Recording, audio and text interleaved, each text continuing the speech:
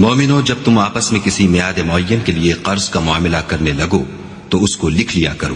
اور لکھنے والا تم میں کسی کا نقصان نہ کرے بلکہ انصاف سے لکھے۔ نیز لکھنے والا جیسا خدا نے اسے سکھایا ہے لکھنے سے انکار بھی نہ کرے، اور دستاویز لکھ دے، اور جو شخص قرض لے وہی دستاویز کا مضمون بول کر لکھوائے، اور خدا سے کہ اس کا مالک ہے خوف کرے، اور زر قرض میں سے کچھ کم نہ لکھوائے۔ اور اگر قرض لینے والا بے عقل یا ضعیف ہو یا مضمون لکھوانے کی قابلیت نہ رکھتا ہو تو جو اس کا ولی ہو وہ انصاف کے ساتھ مضمون لکھوائے، اور اپنے میں سے 2 مردوں کو ایسے معاملے کے گواہ کر لیا کرو،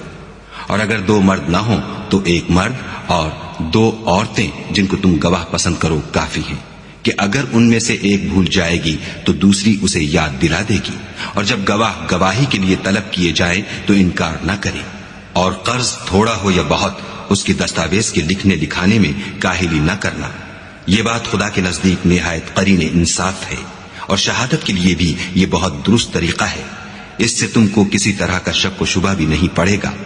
ہاں، اگر سودا دست بدست ہو جو تم آپس میں لیتے دیتے ہو تو اگر ایسے معاملے کی دستاویز نہ لکھو تو تم پر کچھ گناہ نہیں، اور جب خرید و فروخت کیا کرو تو بھی گواہ کر لیا کرو، اور کاتب دستاویز اور گواہ معاملہ کرنے والوں کا کسی طرح کا نقصان نہ کرے۔ اگر تم لوگ ایسا کرو تو یہ تمہارے لیے گناہ کی بات ہے، اور خدا سے ڈرو اور دیکھو کہ وہ تم کو کیسی مفید باتیں سکھاتا ہے،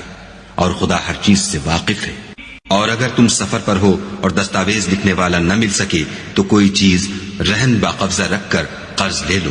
اور اگر کوئی کسی کو امین سمجھے یعنی رہن کے بغیر قرض دے دے تو امانت دار کو چاہیے کہ صاحب امانت کی امانت ادا کر دے، اور خدا سے جو اس کا پروردگار ہے ڈرے۔